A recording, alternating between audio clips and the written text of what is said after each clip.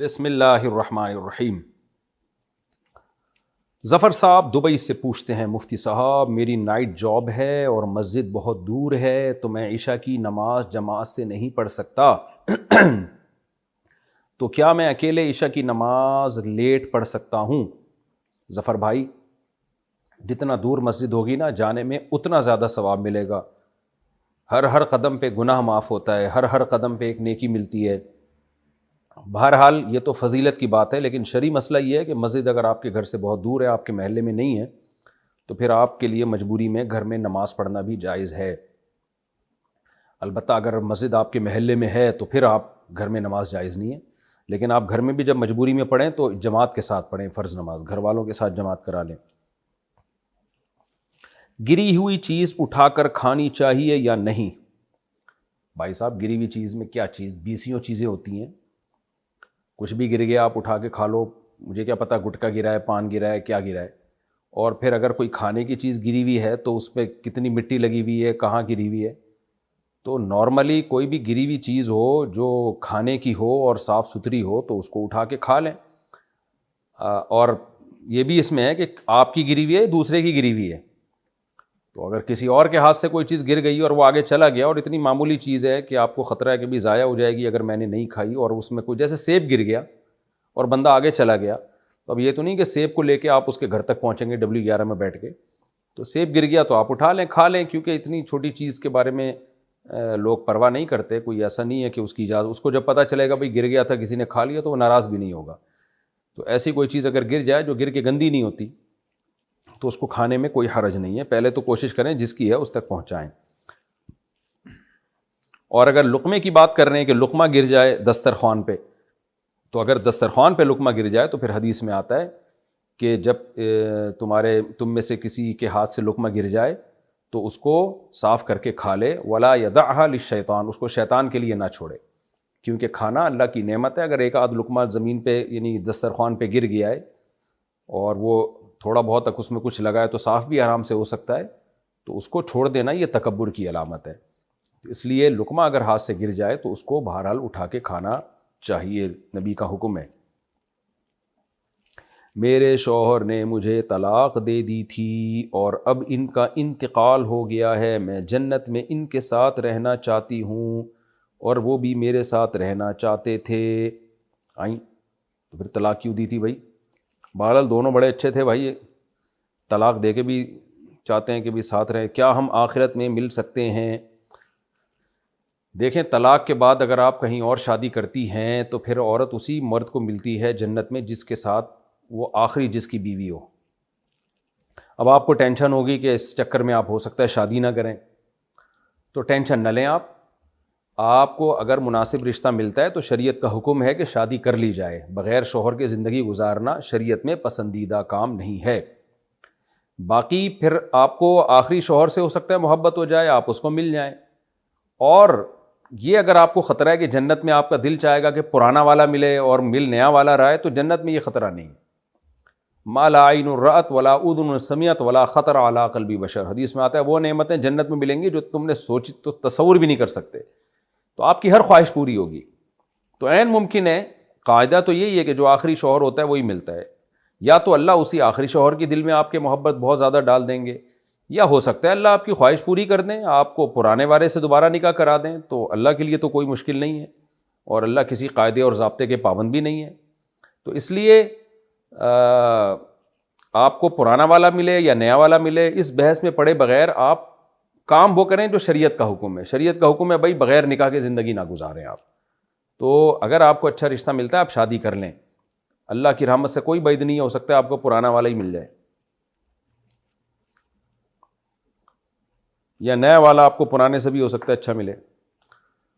فیاض احمد لاہور سے، میں شادی کرنا چاہتا ہوں لیکن میرا ایک بھائی ہے جو معذور ہے اور اس کا ایک 5 سال کا بچہ بھی ہے۔ میں شادی تو کر لوں گا لیکن مجھے اس بات کا خوف ہے کہ اگر میں شادی کر لوں تو میری بیوی کہیں میرے اور میرے بھائی اور بھتیجے کے درمیان دراڑ نہ ڈال دے۔ میرے والد صاحب نے وفات کے وقت مجھے وصیت کی تھی کہ اپنے بھائی کا خیال رکھنا، آپ مشورہ دیں۔ ماشاءاللہ آپ کا جذبہ بہت اچھا ہے، یہ انگریزوں میں یہ جذبہ نہیں ہے، انگریز بس تھینک یو اوپر اوپر سے بہت اچھے ہیں، یہ معذور بھائیوں کو پالنا ان کے وہ اتنا ظرف نہیں ہے ان کا، اللہ ماشاءاللہ لاکھوں میں کوئی ایک آدھ ہو۔ تو غیر مسلم کے جو ہے نا اوپر اوپر سے بہت اچھا ہوتا ہے، جب ان کی ڈیپ میں جاؤ گے تو پھر آپ کو لگے گا بھائی ان تلوں میں تیل نہیں ہے، خالی منہ کے فائر۔ آپ نے ایک لفظ سنا ہوگا، کچھ چیزوں میں ظاہری واری طور پہ بہت اچھے ہیں وہ، لیکن یہ جذبے جو ہمارے مسلمان کمیونٹی میں ہے نا کہ اپنے سگے بھائی کے لیے اتنا خیال کرنا کہ آپ شادی نہیں کر رہے کہ یار میرے بھائی معذور بھائی کا کیا ہوگا، اس کے بچوں کا کیا ہوگا۔ تو بہرحال آپ کا جذبہ اچھا ہے، لیکن جذبات شریعت کی حدود میں رہنے چاہیے تو اچھے ہوتے ہیں۔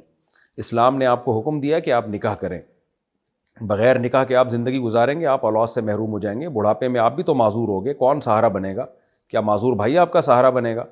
اور پھر گناہ کا بھی تو خطرہ ہے، خدا نخواستہ آپ زنا میں پڑ گئے، پھر عورت کو بھی تو ضرورت ہے کہ اس کو کوئی ٹھکانہ دے۔ اس عورت کا کیا قصور ہے جس سے نکاح کر کے آپ اس کو اپنی بیوی بنا کے سہارا دیں گے؟ ایسی عورتیں پھر بے سہارا ہو جائیں گی۔ تو اس لیے شریعت تمام چیزوں کو فوکس کرتی ہے، تمام پہلوؤں پہ شریعت کی نظر ہوتی ہے، اس لیے آپ نکاح ضرور کریں۔ ہاں یہ ضرور ہے کہ جہاں آپ شادی کریں ان کو پہلے بتا دیں، اگر آپ کو یہ خطرہ ہے تو ان کو بتا دیں بھائی میں چھوٹا معذور بھائی ہے، اس کا بچہ بھی ہے، میرے اور بھائی کے درمیان دراڑ مت بننا، میں تمہارے حقوق بھی ادا کروں گا لیکن اس کو بھی اپنے ساتھ رکھوں گا، میں اس کو اکیلا چھوڑ نہیں سکتا۔ اگر پہلے سے ایسی بات ہو جائے تو بہت اچھی بات ہے۔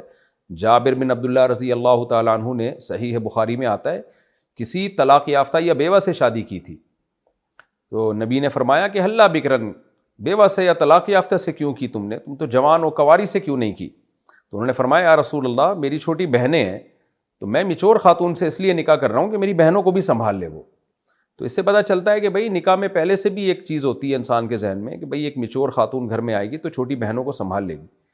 تو آپ نکاح کریں پہلے سے بتا دیں کہ بھائی دراڑ نہ ڈالنا، اور اگر خدا نخواستہ اس نے دراڑ ڈالنے کی کوشش کی تو آپ آدمی ہو نا، آپ کھڑے ہو جانا، بولنا بھائی میں اپنے سگے بھائی سے، مجھے کیوں میرے دل میں دشمنی ڈال رہی ہو؟ اللہ نے گھر کا سرپرست مرد کو بنایا ہے، تو انشاءاللہ نہیں ہوگا اللہ نے شاء۔ تو بہرحال نکاح کریں آپ، اس بیس پہ نکاح سے دور بھاگنا ٹھیک نہیں ہے، اور اللہ آپ کو صلہ رحمی کا دنیا اور آخرت دونوں میں انشاءاللہ بہترین بدلہ دے گا۔ یہ بہت بڑی نیکی ہے معذور بھائی کو پالنا، اور والد صاحب نے وصیت بھی کی تھی تو اور ڈبل اجر ملے گا، ابا کی وصیت پر عمل کا ثواب بھی ملے گا۔ ایک مرد ہے جس نے 2 بہنوں سے شادی کی ہوئی ہے، اگر کسی دعوت یا ولیمے میں وہ آدمی بھی آیا ہوا ہو تو ہم اس دعوت میں جا سکتے ہیں؟ اس شخص کا تو بائیکاٹ کریں، باقی دعوت جس نے کی ہے اس نے تو نہیں 2 شادیاں کی ہوئی نا 2 بہنوں سے، تو آپ دعوت میں جائیں، لیکن وہ جس نے 2 بہنوں سے شادی کی ہوئی ہے وہ اگر دعوت میں بلائے تو کبھی بھی نہ جائیں، کیونکہ یہ اور اس سے ملے بھی نہیں آپ، کیونکہ حرام اور گناہ کبیرہ ہے۔ ایک بہن سے جب شادی ہوئی تو دوسری بہن سے نکاح ہو ہی نہیں سکتا، وہ زنا ہے، تو زنا کو کھلے عام کرنا، اس پہ شادی اور نکاح کا لیبل لگانا، یہ تو کفر ہے ایک طرح کا۔ تو اس لیے ایسے شخص کا بائیکاٹ کریں، اس سے نہ ملیں آپ، اور لوگوں کو بتائیں کہ یہ حرام کام اس نے کیا ہوا ہے۔ جب کوئی کھلے عام گناہ کر رہا ہو تو پھر اس کے بارے میں لوگوں کو بتانے میں کوئی حرج نہیں ہے، آپ بتائیں کہ بھئی یہ زنا ہے، کیونکہ اگر آپ نے اس کی برائی نہیں کی تو لوگ اور بھی کرنا شروع کر دیں گے۔ مجھے پتہ چلا، میں حیران ہوا، ایک صاحب نے 18 شادیاں کی ہوئی ہیں پاکستان میں، کہیں پتہ نہیں کہاں رہتے ہیں وہ، میں نے یعنی اس کو کیا بولے آدمی انسان، تو پتہ چلا جی محترم نے 18 شادیاں کی ہوئی ہیں، 18 لڑکیوں سے افیئر ہے ان کا، اور سب کو بیوی بنایا ہوا ہے، نکاح کیا باقاعدہ سب سے۔ تو بھائی 4 سے زیادہ سے نکاح نہیں ہوتا، 4 سے زیادہ نکاح ایک وقت میں آپ 4 سے زیادہ نہیں رکھ سکتے، لیکن ہیں ایسے لوگ بھی کہ 18 شادیاں کر کے بیٹھے ہوئے، اور چھپائی بھی ہیں انہوں نے، بتایا نہیں ہے دنیا کو، تو ایک کہیں فلانی جگہ رکھی ہے، ہو سکتا ہے 18 کے 18 کو ہی معلوم نہ ہو کہ ہمارے علاوہ بھی اتنی بیوی ہیں اس کم وقت کی، تو یہ زنا ہے بھائی، اور یہ کبیرہ گناہ ہے۔ تو اس لیے 4 سے زیادہ آپ نکاح کریں گے تو وہ کالعدم ہے، اس کی کوئی شریعت میں نکاح ہی نہیں شمار ہوگا وہ۔ اسی طرح 2 بہنوں سے نکاح کر لیا تو جب دوسری سے کیا تو وہ نکاح کالعدم ہے، حرام ہے، ہوا ہی نہیں نکاح، تو ایسے شخص کا بائیکاٹ کریں۔ محمد احمد سہارنپور سے، اگر والد کا انتقال ہو گیا ہو اور ان کی ایک بیٹی ہو جس کی شادی کا سارا خرچہ اس کے بھائیوں نے اٹھایا ہو تو کیا بیٹی کو وراثت میں حصہ ملے گا؟ 100% ملے گا۔ والد کا انتقال ہو گیا اور ان کی بیٹی ہو، سارا خرچہ بھائیوں نے اٹھایا، تو ایک ہی بیٹی تھی تو بھائی کہاں سے آ گئے؟ یا میرا خیال ہے والد کے بھائیوں نے اٹھایا ہو، شاید آپ یہ کہنا چاہ رہے ہیں، یعنی چچاؤں نے اٹھایا، تو خرچہ شادی پہ اٹھایا ہو یا نہ اٹھایا وراثت بہرحال ملتی ہے۔ تو ایک ہی بیٹی اگر تھی اور کوئی بیٹا نہیں تھا تو آدھی وراثت بیٹی کو ملے گی، باقی سارا والد صاحب کے والدین اور بھائی بہنوں میں جائے گا، اور اگر والدین نہیں تھے تو صرف بھائی بہنوں میں جائے گا۔ محمد احمد سہارنپور سے، اگر والد کا انتقال ہو گیا ہو اور ان کی ایک بیٹی ہو جس کی شادی کا یہ تو ہو گیا، اچھا اگر بیٹی کے ساتھ بھائی بھی تھے تو پھر بیٹی کو بھائیوں کی نسبت آدھا ملے گا، لیکن خلاصہ یہ نکلا کہ بیٹی کی شادی پہ جتنا بھی خرچہ کیا ہو وراثت میں اس کا حصہ کم نہیں ہوتا، خوب سمجھ لیں، وراثت بہرحال پوری دینی پڑتی ہے۔ ایک شخص کی 4 بیٹیاں ہیں، بیٹا کوئی نہیں ہے، بیوی بھی زندہ ہے، ماشاءاللہ بیوی زندہ ہے بھائی، ماں باپ فوت ہو چکے ہیں، بہن بڑی 3 عدد شادی شدہ ہیں جن میں 2 بہنیں بیوہ ہیں، 2 بہنیں بیوہ ہیں، ایک کی شادی نہیں ہوئی، ساتھ رہتی ہے، بھائی شادی شدہ ہے لیکن بے روزگار ہے، اس کی وراثت میں 1 عدد گھر ہے، اس کی تقسیم کیسے ہوگی؟ بھائی صاحب جو سوال تھا وہ تو اتنا سا تھا کہ بھائی کی وراثت میں گھر ہے، وہ تقسیم کیسے ہوگی؟ آپ نے پوری بیوہ ہیں، شادی ہو گئی، میں نے کہا پتہ نہیں کوئی کیا بتانا چاہ رہے ہیں آپ۔ تو وراثت میں اس سے کوئی فرق نہیں پڑتا کہ شادی ہو گئی ہو یا نہیں ہوئی ہو، بیوہ ہو گئی ہوں یا بیوہ نہیں ہوئی ہوں، اپنے میاؤں کو رنڈوا کر دیا انہوں نے یا جو بھی ہوں، اس سے کوئی فرق نہیں پڑتا۔ خلاصہ یہ نکلا کہ بھائی شادی شدہ ہے لیکن بے روزگار ہے، بھائی کی وراثت میں 1 گھر ہے، اس کی تقسیم کیسے ہوگی؟ اب بھائی کی وراثت میں گھر ہے یا ان بچیوں کے ماں باپ کی وراثت میں گھر ہے؟ تو یہ بھی آپ کا سوال ذرا مبہم ہے، بظاہر ایسا ہی لگتا ہے ماں باپ کی وراثت میں 1 گھر ہے اور 4 بیٹیاں ہیں اور بیٹا کوئی نہیں ہے، یہ آپ کا سوال ہے میرا خیال ہے۔ تو 4 بیٹیوں کو 2/3 وراثت ملتی ہے، یعنی 66.66% ان 4 بیٹیوں میں تقسیم ہوگا، باقی جتنا بھی ہے وہ پھر دیگر وارثوں میں جائے گا۔ اگر آپ ان کی تفصیل بتائیں گے تو میں بتا سکتا ہوں پھر کس وارث کو کتنا ملے گا۔ اگر کسی کی اولاد میں 1 بیٹی ہو اکلوتی تو اس کو آدھی وراثت ملتی ہے، 1 سے زیادہ ہوں، صرف بیٹیاں بیٹا نہ ہو، 1 سے زیادہ ہوں تو 66.66% ملتا ہے ان کو، وہ ان میں برابر تقسیم ہوتا ہے۔ کیا ہم جنت البقیع کی مٹی اٹھا کر اپنے گھر میں رکھ سکتے ہیں؟ نہیں۔ شادی کے لیے اسلام میں کیا عمر ہے؟ نبی صلی اللہ علیہ وسلم نے بالغ ہوتے ہی نکاح کا حکم دیا ہے۔ بالغ کا مطلب جب نائٹ فال ہو جائے کسی شخص کو، اور لڑکی کو جب مینسز آنا شروع ہوں تو 15 سال میں لڑکے بالغ ہو جاتے ہیں اور لڑکیاں 13 سے 14 سال کی عمر میں بالغ ہو جاتی ہیں۔ تو اب میں یہ بات جب کہوں گا تو ایک دم سیکولر لبرل طبقہ چیخ اٹھے گا، ہاں یہ دیکھو اتنی سی عمر میں یہ لوگ شادیوں کی ترغیبیں دیتے ہیں۔ تو یہ چونکہ اس مغربی دنیا سے متاثر ہیں، وہ جو کہہ دیں یہ ان کے سامنے دم ہلاتے ہیں۔ امریکہ کی بعض اسٹیٹس میں 16 سال میں لڑکی کو شادی کی اجازت دی گئی ہے، تو اسلام نے تھوڑا سا اور پیچھے لے آئے۔ اسلام دین فطرت ہے، وہ کہتا ہے بھائی جب اس کو مینسز آنا شروع ہو گئے اس کا مطلب وہ لڑکی بن گئی ہے، اس میں ڈیزائرز پیدا ہو گئی ہیں، تو جب آپ کو بھوک لگنا شروع ہو تو کھانے کا بہترین وقت وہی ہوتا ہے۔ تو اسی طرح نبی صلی اللہ علیہ وسلم کی بخاری مسلم کی حدیث ہے، یا معشر الشباب من استطاع منکم الباءۃ فلیتزوج، اے نوجوانوں، نوجوانی کی عمر بلوغت کے وقت شروع ہو جاتی ہے، جو 15 سال یا 14 سال عمر ہے نا، اس میں شروع ہو جاتی ہے نوجوانی کی عمر۔ تو آپ نے نوجوانوں کو خطاب کیا کہ جو استطاعت رکھتا ہے وہ نکاح کر لے۔ ہاں بعض دفعہ یہ ہوتا ہے 14-15 سال میں آپ کے پاس روکڑا ہی نہیں ہے، کوئی رشتہ ہی نہیں دے گا آپ کو، ابا بھی اپنے خرچے پہ نہیں کر رہے ہوتے، تو پھر کیا کرے گا؟ پھر ظاہر ہے پھر کمانے کی فکر کرے گا، اسٹیبل ہو جائے گا تو ہی کرے گا۔ میرے پاس آ کے پھر نوجوان تنگ کرتے ہیں، میں 15 سال کا ہو گیا ہوں، میری شادی کرا دیں، ابا کر نہیں رہے، تو میں کہتا ہوں بھائی ابا کا کام تھا تمہیں پال پوس کے بڑا کر دینا، اب ابا کے ذمے شادی کا خرچہ اٹھانا ابا کے ذمے نہیں ہے، وہ تم اخپل طریقے سے کرو۔ کہتے کیسے کریں؟ تو میں کہتا ہوں بھائی میری ہیڈک نہیں ہے، کیسے کریں؟ آپ کماؤ، اگر آپ کے پاس کہتے ہیں پھر ہم جب کمائیں گے تو پھر تو ہم 20 سال کے ہو جائیں گے، تو کوئی بات نہیں، پھر 20 سال میں کر لینا۔ تبھی تو اللہ کے نبی نے فرمایا جس میں استطاعت ہے وہ کرے، جب نہیں ہے تو صبر کرے گا اور کیا کرے گا۔ ترغیب تو دی ہے کہ جلد شادی کرو، لیکن اگلا رشتہ بھی تو دے نا آپ کو، تو رشتہ تو جب ہی ملے گا جب آپ اپنے خرچے پہ بیوی کو سنبھالو گے، بیوی کو پالو گے، تب تو کوئی رشتہ دے گا، ورنہ دے گا کون آپ کو؟ لڑکی والوں کو تھوڑی کہا ہے کہ جو بھی 15 سال کا لونڈا لپاڑا ہے اس کو اپنی بیٹی پکڑا دو، تو لڑکی والوں کو تو یہی کہا ہے کہ دیکھو یہ تمہارا نان نفقہ اٹھا سکتا ہے کہ نہیں اٹھا سکتا، تو اگر کوئی 15 سال میں اتنا اسٹیبل ہو گیا کہ کما رہا ہے کھا رہا ہے تو پھر شوق سے کرے، بلکہ ترغیب ہے، پھر ابا کو اس کو روکنے کی پرمیشن نہیں ہے، ابا کو روکنے کی اتھارٹی نہیں ہے کہ اس کو روکیں تو کیوں کر رہا ہے۔ میرے استاذ جن سے میں بیعت ہوں، مفتی عبدالرحیم صاحب، اللہ ان کی عمر میں برکت دے، ان کی 15 سال کی عمر میں شادی ہوئی ہے، اور بہت سارے ہم نے دیکھے ہیں علماء مشائخ، یہ تو اب یہاں کے لوگوں میں جو ہے نا سیکولر لبرل طبقے سے لوگ متاثر ہیں، پھر اس عمر میں برائیوں میں پڑھتے ہیں، کوئی ہومو سیکشولیٹی کی طرف چلا جاتا ہے، وہ جو یورپ امریکہ کا حال ہوا ہے وہی لوگ چاہتے ہیں ہمارا حال بھی ہو۔ تو اصل عمر یہی ہے، اسی طرح لڑکی کی بھی اصل عمر تو یہی ہے، لیکن اس عمر میں اس کی شادی جب کی جائے گی جب اس کے جوڑ کا اس کو رشتہ ملے۔ ایک صاحب مجھے کہنے لگے کہ اتنی سی بچیوں کی شادی آپ کر رہے ہیں، سسرال کا بوجھ وہ اٹھائیں گی، شوہر کا بوجھ اٹھائیں گی، اور یو ہو ہا کر کے۔ میں نے کہا بھائی صاحب، ہم یا میں یا شریعت، میں کیا، میں تو شریعت ہی بتاؤں گا نا۔ شریعت جو بالغ بچی کی جلد شادی کا حکم دیتی ہے وہ جب دیتی ہے جب اس کے مناسب رشتہ بھی ملے آپ کو۔ اگر آپ یہ سمجھتے ہیں یہ بچی کم عمر ہے، سسرال کے بکھیڑوں میں پڑھ کے یہ سسرال کی ٹینشن نہیں اٹھا سکتی، ساسیں آج کل کھا جاتی ہیں بھائی، ساری ساسیں نہیں، سوری جو میرا بیان سن رہی ہیں ان ساسوں کے علاوہ بات کر رہا ہوں، بعض ساسیں ڈائن کی طرح ہوتی ہیں، وہ اتنی سی بچی کو کھا جائیں گی، تو پھر آپ نہ کریں۔ تو یہ جب ہے جب اس کے مناسب رشتہ بھی ملے۔ تو الحمدللہ ہمارے خاندان میں بچیوں کی بالغ ہوتے ہی شادیاں ہوئی ہیں، اور بہت اچھی خوشی والی لائف گزار رہی ہیں وہ الحمدللہ، کیونکہ ان کو سسرال اچھا مل گیا، انہوں نے اپنی بہوؤں کو بچیوں کی طرح ہی بیہیو کیا ہے، اور شوہروں نے بھی ان پہ کام کاج کا بوجھ نہیں ڈالا، کہ اس لیے کہ بھائی ابھی نو عمر ہیں، کم عمر ہیں، ان کے ہنسنے کھیلنے کی عمر ہے۔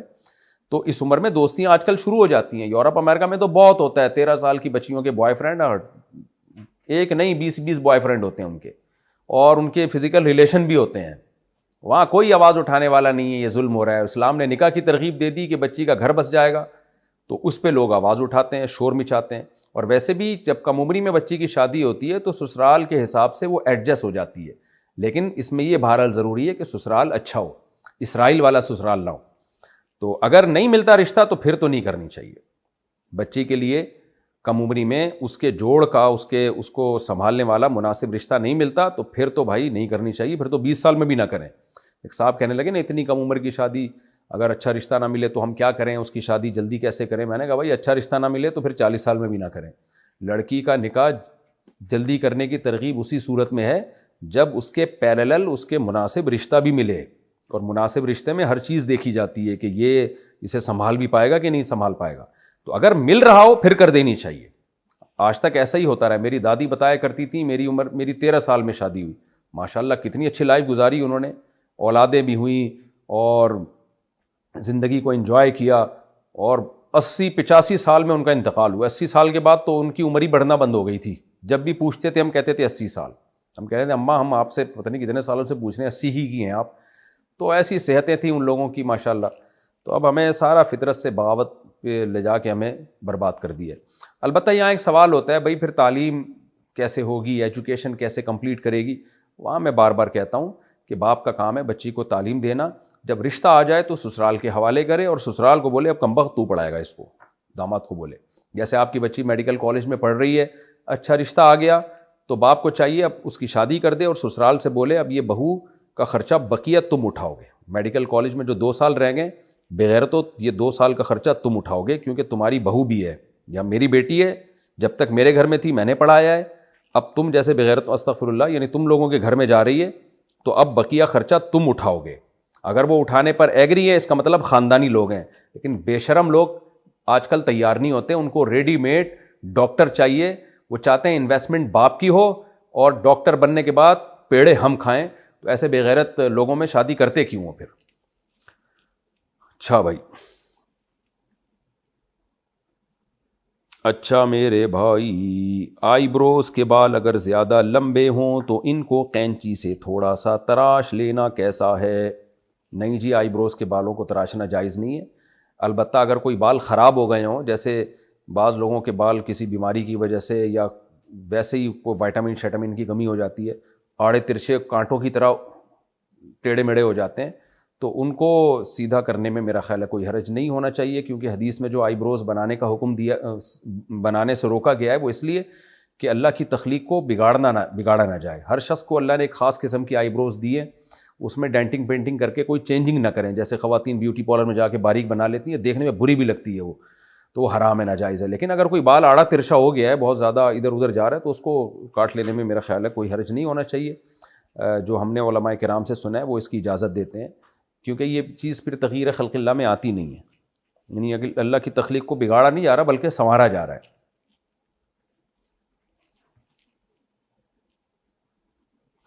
عورت کا ناپاکی کی حالت میں نکاح کے لیے مسجد جانا کیسا ہے, جبکہ اس کا اپنا نکاح ہو جائز نہیں ہے. بھائی ناپاکی کی حالت میں عورت مسجد میں نہیں جا سکتی. اگر نکاح کر رہی ہیں تو اپنے کسی نمائندے کو, وکیل کو بھیج دیں, یا مسجد کے کمرے وغیرہ میں نکاح ان کا انعقاد ہو جائے. یعنی مسجدوں سے متصل کمرے بھی ہوتے ہیں نا, امام کا, مؤذن کا, وہاں نکاح ہو جائے, لیکن مسجد کے اندر نہیں جا سکتی.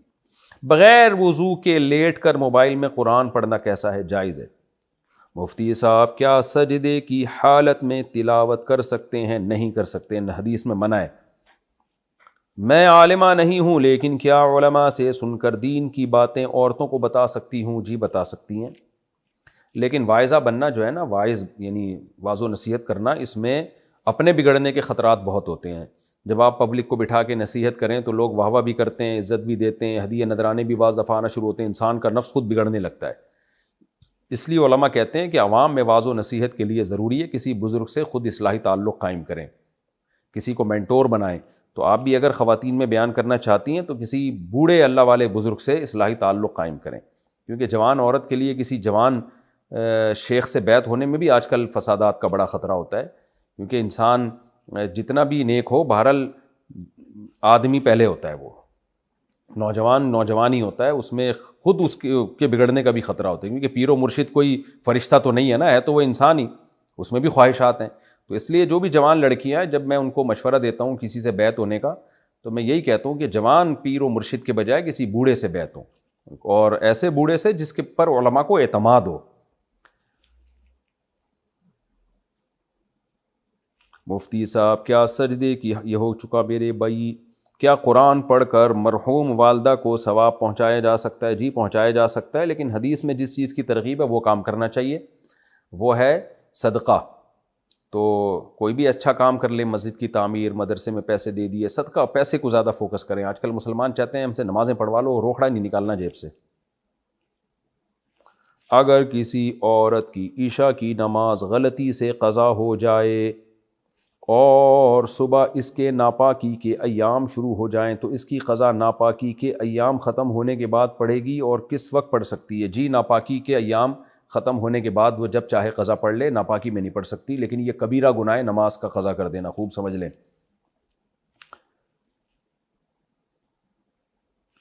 ہم دونوں میاں بیوی بیڈ پر کمبل میں بیٹھے ہوئے ہوتے ہیں, اور میں نہ دوپٹے کی, اچھا دوپٹہ نہیں ہوتا, تو اچانک کبھی میرے سسر اور کبھی میری ساس کمرے میں گھس جاتے ہیں. اللہ ان کو ہدایت دے. بغیر دستک دیے میں اپنے شوہر سے کہتی ہوں کہ مجھے اس سے شرم آتی ہے, آنی بھی چاہیے. تو وہ کہتے ہیں کہ میں اپنے والدین کو کیسے منع کر سکتا ہوں, کیونکہ یہ ان کا گھر ہے, میں اپنے شوہر کو کیسے سمجھاؤں؟ آپ اپنے شوہر کو سمجھانے کے بجائے ڈائریکٹ ساس سسر کو سمجھا دیں محبت سے. بولیں انکل ہم کمرے میں بیٹھے ہوتے ہیں, شوہر کے ساتھ میاں بیوی تو بے تکلف ہوتے ہیں, گپیں مار رہے ہوتے ہیں, بے تکلف ہو کے بیٹھے ہوئے ہوتے ہیں. تو ویسے بھی کسی کے کمرے میں جب لڑکا بالغ ہو جائے نا, تو باپ کو بھی نہیں چاہیے کہ وہ دھاڑ کر کے کمرے میں داخل ہو, تو یہ اس کو بھی چاہیے کہ نوک کر کے آئے. قرآن کا حکم ہے, اللہ نے فرمایا کہ جب بھی کہیں جاؤ تو اجازت لے کے جاؤ. تو اس لیے اس کو پہلے بتا دیں, ساس سسر کو, ان دونوں کو پہلے آپ محبت سے, پہلے میاں کو بولیں کہ آپ خود ہی بتا دیں, محبت سے سمجھا دیں. میاں صاحب نہیں بتا رہے تو آپ بہت ہی رسپیکٹ کے ساتھ کہ سسر صاحب آپ میرے باپ کی طرح ہیں, تو آپ بہت اچھے ہیں, مجھے آپ پہ کوئی شک نہیں ہے, لیکن میرے والد صاحب بھی تھوڑا سا اس کا خیال کیا کرتے تھے کہ جب کمرے میں آتے تھے نوک کر کے آتے تھے, تو آپ بھی تھوڑا سا خیال کر لیا کریں. لیکن خود نہ کہیں, کسی اور سے کہلوا دیں. خود کہیں گے نا تو ایسی جنگ شروع ہوگی کہ ختم ہی نہیں ہوگی کبھی. ساس کو یا سسر کو سمجھانا بات ایسے جیسے اونٹ کو رکشے میں بٹھانا. بہرحال یہ غلط ہو رہا ہے, اس کو ختم کریں, یہ بالکل غلط ہے, اور یہ کوئی ساس سسر کا حق نہیں ہے, اور یہ اگر گھر ان کا بھی ہے تو بھی کوئی حق نہیں ہے کہ آپ کسی کے کمرے میں ایسے گھس آئیں, یہ جائز نہیں ہے. اور آپ کا شرم آنا بالکل ٹھیک ہے, حیا جن خواتین میں ہوتی ہے ان کو یہ عمل برا لگتا ہے. یہ تو اچھی بات ہے, اللہ نے آپ میں حیا رکھی ہے. آج کل تو حیا ہی مارکیٹ سے شارٹ ہوتی جا رہی ہے, نام بس حیا رکھا جا رہا ہے, حیا ہوتی ہے نہیں اندر. الحیاء جزء من الایمان, حدیث میں آتا ہے حیا ایمان کا حصہ ہے, تو شرم و حیا ہونی چاہیے. ہم کوئی انگریز تھوڑی ہیں. میں نے اچھا بھائی صاحب آج سارے الٹے مسائل کو میرے بھائی. یہ صاحب کہہ رہے ہیں کہ جی مجھے ہینڈ پریکٹس کی عادت تھی, مجھے نہیں پتا تھا کہ یہ گناہ ہے, پھر میں نے آپ کی ویڈیو دیکھی, بعد میں نے توبہ کر لی, تو کیا مجھے گناہ گار مانا جائے گا؟ مجھے کیا کرنا ہوگا؟ بھائی آپ نے توبہ کر لی, اللہ سے گڑ گڑا کے بس بھول جائیں اس گناہ کو. التائب من الذنب کمن لا ذنب له, حدیث میں آتا ہے جو گناہ سے توبہ کر لے ایسے جیسے گناہ کیا ہی نہیں اس نے, بس بھول جائیں اس گناہ کو ہمیشہ کے لیے, اللہ معاف کرنے والا ہے. اور شادی کریں جلدی تاکہ دوبارہ کہیں عادت نہ پڑ جائے. چھوٹی بچیوں کو بچپن میں پینٹ شرٹ پہنا سکتے ہیں یا نہیں؟ نہ پہنائیں تو اچھا ہے. بچیوں کو ہمیشہ شروع سے ہی کھلے ڈلے لباس سے مانوس کرنا چاہیے, اور تاکہ ان کو بچپن میں جو لباس پہنا دیا نا بچی اسی سے مانوس ہوگی, یہ ذہن میں رکھیں. یہ جو سلیو لیس اور آدھے آدھے کپڑے بچپن میں بچیوں کو پہنا دیتے ہیں, یہ ظلم کر رہے ہوتے ہیں. تو بچیوں کو بچپن میں پراپر ڈریس پہنائیں گے تو عادت ہو جائے گی. تو میں اس کو پسند نہیں کرتا کہ بچیوں کو پینٹ شرٹ پہنائی جائے. میں اس لیے نہیں کہ شریعت, اس لیے نہیں کہ میری کیا حیثیت ہے, شریعت کا مزاج نہیں ہے, وہ چست لباس ہوتا ہے. خواتین کو تو ڈھیلا ڈھالا لباس پہننا چاہیے. ثنا صاحبہ انڈیا سے, مفتی صاحب 2 مہینے پہلے ہمارے والد صاحب کا انتقال ہو گیا, اللہ تعالیٰ مغفرت فرمائے. ہمیں ان کی بہت یاد آتی ہے, رونا آتا ہے. لوگ کہتے ہیں رونے سے تمہارے والد صاحب گناہ گار ہوں گے, تو کیا ہم رو سکتے ہیں یا نہیں رو سکتے ہیں؟ بھائی چیخنے چلانے سے گناہ ہوتا ہے؟ رونا تو ایک فطری چیز ہے. ابا ہیں بھائی, ساری زندگی ساتھ گزارا, انہوں نے آپ کو پالا پوسا, گھر دیا, عزت دی, خاندان دیا, آپ کی والدہ کو بھی چھاؤں دی انہوں نے. ماں جو بچے کو پالتی ہے عزت کے ساتھ, باپ کی چھاؤں ہوتی ہے تو پالتی ہے. تو یہ تو میں تو 6 مہینے تک روتا رہا تھا, لیکن کسی کو بتاتا بھی نہیں تھا, چھپ چھپ کے روتا تھا جب والد صاحب کی یاد آتی تھی. اس کے بعد بھی روتا رہا 6 مہینے, تو بہت زیادہ یاد آتی تھی. یہ تو نیچرل ہے. البتہ بس خود سے غم بڑھانا شریعت میں اچھا نہیں ہے. یہ سوچ کے صبر کریں بھائی سب نے جانا ہے, ایمان پر موت ہوئی ہے, اعمال پہ موت ہوئی ہے, جو تھوڑی بہت کوتاہیاں ہوئی ہیں تو ہمیں اللہ نے توبہ کا آپشن دیا ہے, ہم توبہ کریں گے ان کے لیے, مغفرت کی دعا کریں گے ان کے لیے. تو اس طرح سے کرتے رہیں تو انشاءاللہ کوئی گناہ نہیں ہوگا. ہاں چیخنا چلانا ہر وقت, دکھڑے اب ہے یہ میرے ابا مر گئے, بھائی میرے ابا یہ ہو گئے, ہر وقت غم پیش کرتے رہنا, یہ برا عمل ہے. دیکھ گھما کر منت مانگنا کیسا ہے؟ یہ کیسا ہوتا ہے بھائی؟ یہ جائز نہیں ہے بھائی. منت ماننا ہے تو سیدھے زبان سے بول دیں اللہ تو نے میرا یہ کام کیا تو میں اتنے روزے رکھوں گا, لیکن منت ماننا پسندیدہ کام نہیں ہے. بہت سے لوگ زبان سے اپنے اوپر ایسی ایسی چیزیں لازم کر لیتے ہیں, ان سے پھر ہوتی نہیں ہے وہ, تو یہ اچھا شریعت میں اس کو پسند نہیں کیا گیا. باقی دیکھیں گھمانا ومانا بکواس ہے, فضول کام ہے. نامحرم سے کسی کام کی مجبوری میں بات چیت کرنا یا اس سے فون پر ضروری کام کے لیے بات کرنا کیسا ہے؟ ضرورت کے وقت جائز ہے, لیکن اپنے جذبات پہ بھی کنٹرول کریں, بہن سمجھ کے بات کریں, بولیں بھی اس کو بہن. جب کسی نامحرم کو آپ سسٹر بول دیں نا تو آدھا فتنہ ویسے ہی ختم ہو جاتا ہے. آنٹی نہ بولیں, اگر آنٹی بول دیا تو وہ پھر حالات کے ذمہ دار آپ خود ہوں گے. بہن بول دیں کافی ہے. اچھا میرے بھائی, اگر کوئی 90 سال کی بھی ہو نا آنٹی, پھر بھی نہ بولیں. اگر کوئی تہجد پڑھ کر وطر پڑھتا ہو اور ایک دن اس کی تہجد کے لیے آنکھ نہ کھلے اور وطر رہ جائے تو کیا کرے گا؟ وطر چھوڑنا گناہ ہے. حدیث میں آتا ہے من لم یوتر فلیس منا, ان اللہ زادکم صلاۃ الا وہی الوطر. اتنی سخت تاکیدات ہیں وطر کی, تو اس لیے وطر چھوڑنا جائز نہیں ہے. تو اگر کسی کو شک ہو کہ پتہ نہیں تہجد میں آنکھ کھلے گی کہ نہیں کھلے گی, تو اس پر لازم ہے کہ وطر پڑھ کے سوئے. حضرت ابو ہریرہ رضی اللہ تعالیٰ عنہ وطر پڑھ کے سویا کرتے تھے. ان کو خطرہ ہوتا تھا کہ پتہ نہیں آنکھ کھلے نہ کھلے, کیونکہ وہ پڑھائی کرتے تھے, پڑھتے تھے, علم حاصل کرتے تھے, تو ڈر ہوتا تھا کہ دیر سے سوؤں گا تو آنکھ نہ کھلے کہیں. تو اس لیے جس کو یہ خطرہ ہو تو اس پر لازم ہے کہ رات کو پڑھ لے. پھر بھی اگر آپ کو یقین تھا کہ تہجد میں آنکھ کھلے گی, اس لیے آپ نے وطر چھوڑ دی اور اتفاق سے آنکھ نہیں کھلی, تو پھر اللہ معاف کرنے والا ہے, پھر قضا پڑھ لیں.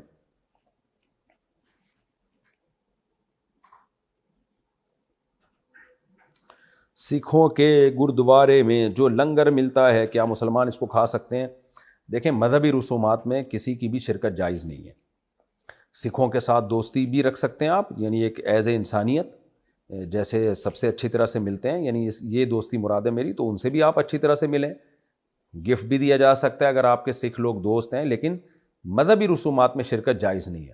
ہاں، گودوارا میں جانا صرف دیکھنے کے لیے کہ ان کی عبادت کیسے ہوتی ہے، یا ویسے ہی یعنی کوئی معلومات کے لیے اگر آپ جا رہے ہیں، نارمل آدمی کے لیے تو یہ بھی ٹھیک نہیں ہے. نارمل سے مراد عام آدمی، یہ نہیں کہ ایب نارمل کے لیے جائز ہے، مطلب یہ کہ عام لوگوں کے لیے. لیکن جن کو کچھ معلومات لینی ہو یا کوئی خاص حکمت ہو تو وہ ایک الگ بات ہے، تو جانا جائز ہے، لیکن ان کی مذہبی رسم میں شرکت کرنے کی اجازت نہیں ہے. تو ویسے گھومنے پھرنے اگر آپ چلے جائیں تو کوئی حرج نہیں ہے، لیکن وہاں جا کے لنگر کھانا یا وہاں ان کی کسی مذہبی رسم میں شرکت کرنا یہ ٹھیک نہیں ہے. اگر یہ لنگر ان کی مذہبی رسم ہے، اگر لنگر مذہبی رسم نہیں ہے، ویسے ہی لنگر بٹ رہا ہو کھا لیں، پھر فری پھوکٹ کی چیز مل رہی ہے تو کھانے میں کیا حرج ہے. کیونکہ بعض دفعہ ویسے ہی لنگر بٹ رہا ہوتا ہے نا بھائی، مذہبی جیسے ہماری مسجد میں بعض دفعہ لنگر بٹ رہا ہوتا ہے، تو وہ لنگر یہ نہیں ہوتا کہ وہ مذہبی رسم کے طور پر کسی نے دیکھا مسجد میں نمازی آئے ہوئے ہیں، چلو میری طرف سے کھانا ہو گیا. تو ایسے ہی اگر گردوارا لفظ ہے نا، یہ گردوارا، اگر اس میں ویسے ہی لوگ بیٹھے ہوئے ہیں، سکھ لوگ گئے ہوئے ہیں، کسی نے کھانا تقسیم کر دیا اور آپ نے بھی دونے والے کھا لیے، اور مذہبی کوئی رسم نہ ان کی، مذہبی کا مطلب یہ ہے کہ ان کے خاص دن ہیں جن میں عبادت بھی ہوتی ہے اور پھر کھانا بھی ہے، ان کے مذہب کا حصہ ہے، پھر ٹھیک نہیں ہے. لیکن ویسے ہی کوئی کہیں کھانا کھا لے جا کے اور کھانا حلال ہو تو جائز ہے. لیکن بہرحال ان چیزوں سے ایوائڈ کریں میرے بھائی، بس ویسے ہی سلام دعا رکھیں. میں نے پڑھا ہے کہ اللہ اور اس کے رسول صلی اللہ علیہ وسلم کے معاملے میں کسی کی بات نہ مانو، اور میرے والد صاحب کہتے ہیں کہ تم ٹوپی اور داڑھی نہ رکھو، کیا میں ان کی بات مانوں یا نہیں؟ ٹوپی چھوڑ دیں، والد صاحب کو اگر ٹوپی پسند نہیں ہے، ٹوپی رکھنا کوئی فرض واجب نہیں ہے، لیکن داڑھی کاٹنا حرام ہے، ناجائز ہے. والد صاحب اگر داڑھی کاٹنے کا کہتے ہیں تو پھر داڑھی مت کاٹیں. اور پھر والد صاحب کو اللہ لمبی عمر دے، اللہ نہ کرے اگر بالفرض وہ دنیا سے چلے جاتے ہیں، ظاہر ہے سب نے جانا ہی ہے، تو پھر بعد میں ٹوپی رکھ لیں سر پہ، کیونکہ نبی صلی اللہ علیہ وسلم کی سنت ہے. اب والد صاحب کی وجہ سے ایک سنت کو پورا کرنا، ابا کو ناراض کرنا، یہ تھوڑا نامناسب لگتا ہے. ہاں، گھر سے باہر نکلیں تو پہن لیں ٹوپی، ابا کے سامنے نہ پہنیں. کتنے لوگ یوٹیوب پر حضور صلی اللہ علیہ وسلم اور ہمارے دین کے بارے میں نازیبا باتیں کرتے ہیں، کیا ہم ان کو دلائل سے جواب دے سکتے ہیں؟ کیوں نہیں دے سکتے؟ دینا چاہیے بھائی. آپ کہتے ہیں کہ اللہ تعالیٰ نے ہمیں اپنی عبادت کے لیے پیدا کیا ہے، جبکہ میں نے کسی عالم سے سنا کہ اللہ تعالیٰ نے اس لیے پیدا کیا ہے کہ وہ دیکھنا چاہتا ہے کہ اچھا عمل کس کا ہے، اور وہ انسان کا صبر آزمانا چاہتا ہے. وضاحت فرمائیں. دونوں باتوں میں کوئی تضاد نہیں ہے. قرآن میں ہے کہ وما خلقت الجن والانس الا لیعبدون، میں نے انسان اور جنات کو اپنی عبادت کے لیے پیدا کیا. دوسرے مقام پہ اللہ نے فرمایا سورہ ملک میں خلق الموت والحیات لیبلوکم ایکم احسن عملا، میں نے تمہیں پیدا کیا، میں دیکھنا چاہتا ہوں اچھا عمل کون کرتا ہے. تو عبادت اچھے عمل ہی کو کہا جاتا ہے، یعنی اللہ کی اطاعت کرنا. عبادت کا مطلب کیا ہے؟ اللہ کی مان کے چلنا. تو جو بھی اچھا عمل ہے، رزق کمانا بھی عبادت ہے، سائنسی ترقی کرنا تاکہ مسلمان قوم ترقی کرے، انسانیت کو فائدہ ہو، اللہ کی رضا کے لیے یہ کام کرنا، یہ بھی عبادت ہے. ہم غریبوں کو پیسہ دیتے ہیں، فائدہ انسانیت کو ہو رہا ہے نا، لیکن اللہ اس عمل کو عبادت قرار دیتا ہے. تو ایک ہی چیز ہے جس کو دو مختلف الفاظ سے تعبیر کیا جاتا ہے. تو میری بات میں اور علماء کی بات میں کوئی تضاد نہیں ہے. عبادت کرنا، نیک عمل کرنا ایک ہی چیز کے دو نام ہیں بھائی. سہیل خان جے پور سے، امام کے پیچھے سورہ فاتحہ پڑھ سکتے ہیں؟ نہیں. اس کی وجہ یہ ہے کہ رسول اللہ صلی اللہ علیہ وسلم نے ارشاد فرمایا من کان لہ امام فقراءۃ الامام لہ قراءۃ، جس کا کوئی امام ہو تو امام کی قراءت مقتدی کے لیے کافی ہے. صححہ الالبانی، علامہ البانی رحمہ اللہ نے اس حدیث کو صحیح قرار دیا. دوسری طرف حدیث میں آتا ہے کہ صحیح مسلم کی حدیث ہے انما جعل الامام لیؤتم بہ، امام کو امام اس لیے بنایا جاتا ہے کہ اس کی اقتداء کی جائے. فَإِذَا كَبَّرَ فَكَبِّرُوا، فرمایا امام تکبیر کہے تو تکبیر کہو. وَإِذَا قَرَأَ فَأَنصِتُوا، قراءت شروع کرے تو خاموش ہو جاؤ. وَإِذَا قَالَ وَلَا الضَّالِّينَ، جب وَلَا الضَّالِّينَ کہے تو قُولُوا آمین، تو آمین کہو. تو حدیث میں بتا دیا کہ امام نے کیا کرنا ہے، تمہارا کیا کام ہے. امام کا کام ہے قراءت کرنا، اور تمہارا کام ہے فاتحہ کے بعد پیچھے سے آمین کہنا. اسی طرح قرآن میں آتا ہے کہ وَإِذَا قُرِئَ الْقُرْآنُ فَاسْتَمِعُوا لَهُ وَأَنصِتُوا لَعَلَّكُمْ تُرْحَمُونَ، جب قرآن کی تلاوت کی جائے تو خاموشی سے سنو تاکہ تم پر رحم کیا جائے. اور یہ خطبے کے بارے میں بھی اور نماز کے بارے میں بھی ہے یہ آیت جو ہے. تو ان دلائل کی روشنی میں، اور بعض صحابہ کے بھی سخت فتاوی اس بارے میں، عبداللہ بن مسعود رضی اللہ تعالیٰ عنہ کا، تو ان کی روشنی میں وہ حدیثیں جن سے ہمیں امام کی قراءت کا جواز کا پتہ چلتا ہے یا حکم کا پتہ چلتا ہے تو وہ حدیثوں میں تعویل کی گئی ہے، ورنہ یہ دلائل زیادہ مضبوط ہیں. تو یہ دلائل زیادہ مضبوط ہیں، لہذا اس کے مقابلے میں جو حدیثیں ہیں وہ یا تو سند کے لحاظ سے کمزور ہیں یا وہ واجب التاویل ہیں. واجب التاویل کا مطلب جیسے ایک حدیث میں آتا ہے اقرا بہا فی نفسک، جب امام کے پیچھے ہو تو اپنے دل میں پڑھو. تو دل میں کا مطلب کیا ہے کہ اس کے معنی اور مفہوم میں غور و فکر کرو. تو اس طرح سے تمام حدیثوں میں تطبیق ہو جاتی ہے.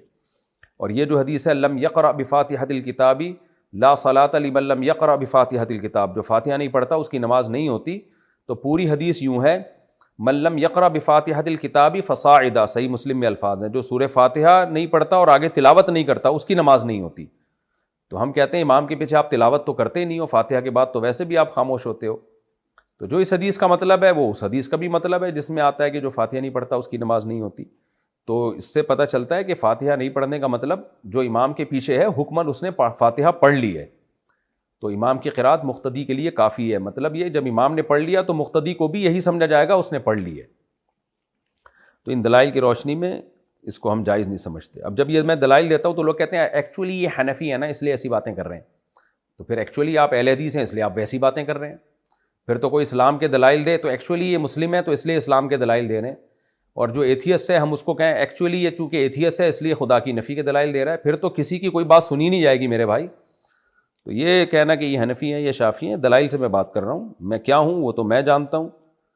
کس فقہ کو میں حنفی بھی اگر ہوں تو اس لیے ہوں کہ دلائل کی دنیا میں امام حنیفہ کا جو فقہ ہے وہ شورائی فقہ تھا اور وہ بہت مضبوط فقہ ہے. وہ اکیلے امام ابو حنیفہ کی رائے کو فقہ حنفی نہیں کہا جاتا. بہرحال اگر کوئی اس رائے کے علاوہ دوسری رائے کو فالو کرتا ہے تو وہ جانے اللہ جانے. لیکن یہ جو ہمارے ہاں شدت پسندی والا راستہ ہے نا، یہ سمجھتے ہیں کہ بس ہم ہی قرآن حدیث جانتے ہیں باقی تو سارے گھاس کھا رہے ہیں. یہ سوچ کو بدلنے کی ضرورت ہے. جمعے کی نماز غریب کا حج ہے، کیا یہ حدیث صحیح ہے؟ میرے علم میں نہیں ہے میرے بھائی، کسی کے پاس ہو تو ریفرنس کے ساتھ بھیج دیں. ہو سکتا ہے میں نے کب دعویٰ کیا کہ ساری دنیا کی ساری حدیثیں میرے علم میں ہر وقت موجود رہتی ہیں، اور یہ کوئی بھی دعویٰ نہیں کر سکتا. اگر کسی نے قرآن نہ پڑھا ہو تو وہ موبائل فون پر تلاوت لگا کر اس کو سن کر یاد کر سکتا ہے کیا؟ میں نے اس طرح سے 2-3 صورتیں یاد کی ہیں جب کہ میں نے قرآن نہیں پڑھا ہوا. بہت اچھا کیا آپ نے، یاد کر لیں، سن کے یاد کر لیں، یہ بھی اچھی بات ہے. لیکن بہرحال قرآن پڑھنا سیکھیں آپ. یہ بھی بہت اچھا کام ہے جو آپ نے کیا. بہت سے صحابہ اسی طرح سے قرآن جانتے تھے. حیدر انصاری انڈیا سے، میں نے 10 سال پہلے کسی سے ادھار لیے تھے. اچھا بھائی، مر گیا ہوگا بیچارہ غم میں، لیکن کسی وجہ سے وہ واپس نہیں کر سکا. سب یہی کہتے ہیں. اب واپس کرنا چاہتا ہوں. قیامت آنے والی ہے اس کا مطلب ہے. ابے یہ کیا ہے یار، ایک تو ان سے بولا PDF میں بھیجا کرو نا یہ مسائل. اچھا بھائی، لیکن شرم کی وجہ سے نہیں کر پا رہا. سبحان اللہ. ادھار کھاتے ہوئے شرم نہیں آئی، واپس کرتے ہوئے آپ کو شرم آ رہی ہے. میں آپ کی عظمت کو 50 دفعہ سلام پیش کرتا ہوں کہ آپ نے 10 سال پہلے ادھار لیے تھے. 10 سال تک ادا کرتے ہوئے آپ کو ذرا بھی، بہت معذرت کے ساتھ بھائی، میں نے آپ کا نام لے لیا کیا؟ استغفر اللہ. مجھے پتا ہوتا کہ آگے یہ شرما شرمی والے مسائل ہیں تو آپ کا نام اناؤنس نہ کرتا. بہرحال حیدر بھائی، آپ کو 10 سال تک ادھار واپس کرتے ہوئے شرم نہیں آئی، یعنی ادھار واپس نہ کرتے ہوئے آپ کو ذرا بھی شرم نہیں آئی کہ ایک بندے کا میں نے 10 سال سے پیسہ کھا کے بیٹھا ہوا ہوں، اب واپس کرتے ہوئے آپ کو شرم آ رہی ہے. بس میں یہی جواب میں کہوں گا، آپ کی شرم کو 21 توپوں کی سلامی. آپ بے شرم بن کے ان کو پیسے دے دیں، یہاں بے شرمی کا ثواب آپ کو بہت زیادہ ملے گا. آپ بے شرم بن جائیں، پیسے دے دیں، بولیں یہ بے شرم آدمی تمہیں پیسے دے رہا ہے، تو اس بے شرمی کا ثواب آپ کو بہت ملے گا اس دفعہ. شرم ویسے اسلام میں شرم کا ثواب ملتا ہے، بے شرمی کا نہیں ملتا، لیکن اس موقع پہ بے شرمی کا آپ کو ڈبل ثواب ملے گا. کیا کوئی غم ایسا ہے جس میں خودکشی کرنا جائز ہو؟ نہیں بھائی، کسی غم میں جائز نہیں ہے.